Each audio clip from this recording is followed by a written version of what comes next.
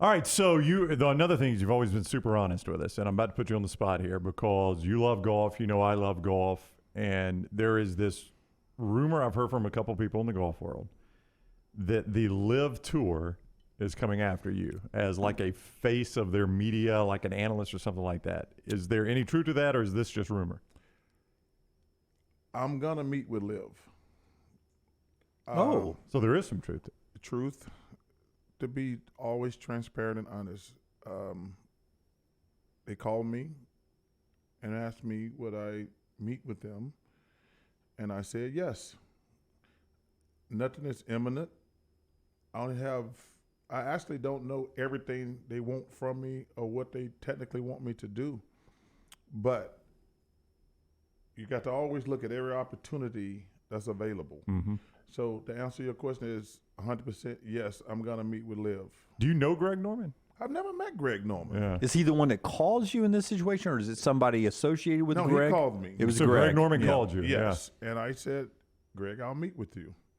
And the meeting is imminent, sometime in the next week, more than likely. But this has been a very slippery, interesting slope for me because I have no problem with those guys going to LIV. Yeah.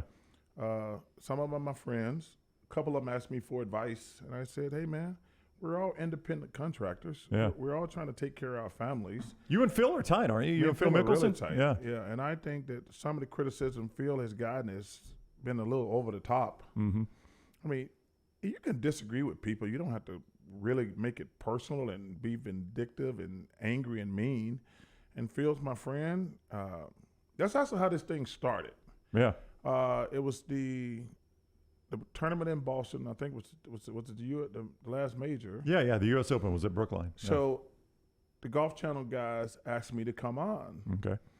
And I said, listen, these two teams going to coexist. I'm disappointed that the second greatest golfer in the last 30 years is getting trashed and raked through the coals because he took money and everybody's calling it blood money and all. So we all take blood money. Let's get that out the way. Everybody takes blood money. And I got a nice text from Phil. But then I got a text from one of my friends. He said, hey, Greg Norman really want to talk to you. And I reached out to him, and I said, hey, Greg, I'm kind of hectic the next couple weeks, but once I get through Lake Tahoe and the World Games, I'll have nothing to do.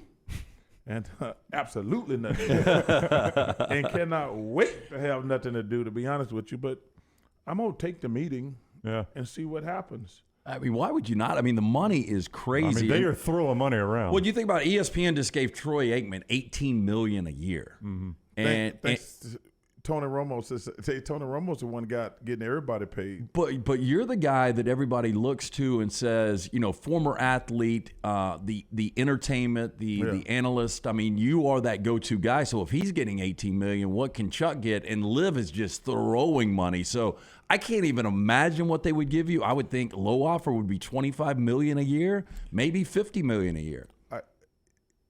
Can't wait for that conversation. Well, that's what I was going to ask you, because you've been very honest with you that a lot of your business dealings, before you even take them, you hear a dollar figure before you get to them. You've told your TNT discussion with us before dinner at your house when you were about ready to shut it down, and they brought out the check, and you were like, "Okay, I'll sign up for another contract." Yeah. It's like chump change compared to this, though. It's funny, though. I tell that story. I had decided to retire. Because, listen, it's a lot of nights. I don't play games with, I'm very aware that I'm closer to the end than the beginning. Right. And I want to enjoy life I want to play golf and fish every day and travel the world. That's all I want to do. I mean, I've worked since I was really 18. I've been in this roller coaster thing of kind of famous. So it's been a long journey. I mean, 18. I just turned 59, which is crazy. And I want to, but it's what's funny you say that. So I almost started crying that night at my house. So TNT, all the big wigs came out and we started drinking. We were playing in my backyard. I got a chipping green in my backyard, and we putted for a couple hours and drank a couple bottles of tequila and got a big old meal made, and about 2, 3 in the morning, they says, we just want to make an offer to you. And I was like, listen, y'all came all the way out to Arizona, do it. And then they come out with this golf check, the biggest golf check. I'm like, hey, I can't see a lot without my glasses. And they're like, I said, that number looked big to me. And I said, oh, yeah, Chuck coming back to work. But what they did do, they played like a 15-minute video from Shaq, Ernie, Kenny, and all the other employees, because I think it's really important when you somebody in our business, because the people behind the scenes actually work a lot harder than you do. So I feel like I treat everybody behind the scenes at Turner, because I know, because to this day, I never know why they have to be there at noon. We don't go on the air at 7 o'clock at night. And I want to know what the hell they're doing for 7 hours. So I really appreciate and respect all the people who work behind the scenes. But like I say, I don't want to be working then drop dead. That's right. I want to be on a golf course or down at Lake Purdy or fishing somewhere in Montana when I keel over, and I'll be good with that. I don't want to be dead. Charles died on TV, y'all. But you got a grandson now, and I know that's something you think about, and you think about this generational money. You've already got it. Yeah. But LIV could even step that up more. I do think it's funny in our chat room, they say if Chuck ticks off the Saudis, they're going to need a big bone saw. Man, I'm going to tell you something. This little man, I held him last week for like 3 hours and just stared at him the whole time. Little Henry is just, it's amazing though. Number one, to see my daughter as a mom, but this kid is just so innocent and perfect at this moment. He ain't done nothing wrong yet. And it's just cool to be a grandpa. It's just another thing off my bucket list. And he's from a great family. And as long as she's happy, I'm happy. And she'll be happier if you take that deal. I think she's good. She's the only one. That's true. But you are. I've watched some of the LIV. I don't know if you've had a chance to watch it. Have you watched any of the LIV? I have not. Okay. I don't use a computer. Or I don't use a computer. You've never used an ATM, have you? No. Never in your life? No. How do you get cash? I go in my safe. I just grab a handful of it.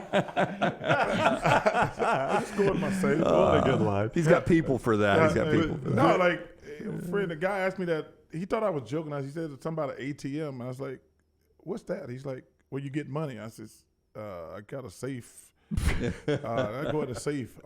It's a big old safe, too. I know. So, quick. Okay. No, I was going to say the one thing they need, though, the presentation is just kind of dull. Yeah. They need you. I mean, because they've gone and gotten some huge names in golf, obviously, but they need you to, or somebody like you, to spice up the presentation. Hey, listen, like I said, I'm going to take the meeting, and that's all I can do. I love my job at TNT. I love the people, but you have to take all meetings. Yeah. Especially the numbers they're throwing around. So there's some hefty numbers. Yes. Yeah. And if you add Charles Barkley and is possibly rumored maybe Nick Faldo, then maybe you also have an American TV location as well They're right gonna now. They're going to get a TV deal. Yeah, 100%. Because this is what I think going to happen. I think there's probably going to be 5 more players who are prominent that's going to come over after the British Open. Because this is the last major of the year. It is. I think there's going to be 5 prominent players who are going to go to the LIV Tour. That's just my guess. Yeah, the one thing some are holding on for is the FedEx Cup because it pays a lot of money. So they're going to get through that, which is the end of August, and then they'll be going. Hey, the FedEx Cup don't pay what them boys. It doesn't. Them boys are making $4 million a week. I know, Chuck, but if you can get $15 million on the way out the door, you're going to do it. You have right? to win it. Yeah, We've seen the plane. Hey, you have to win it, the cup, to get that $15 million. You just have to win one golf tournament against 50 people. $4 million. And you get Guaranteed money. The guaranteed. I know. And the team aspect of it, too. It's crazy. Yeah, it's crazy.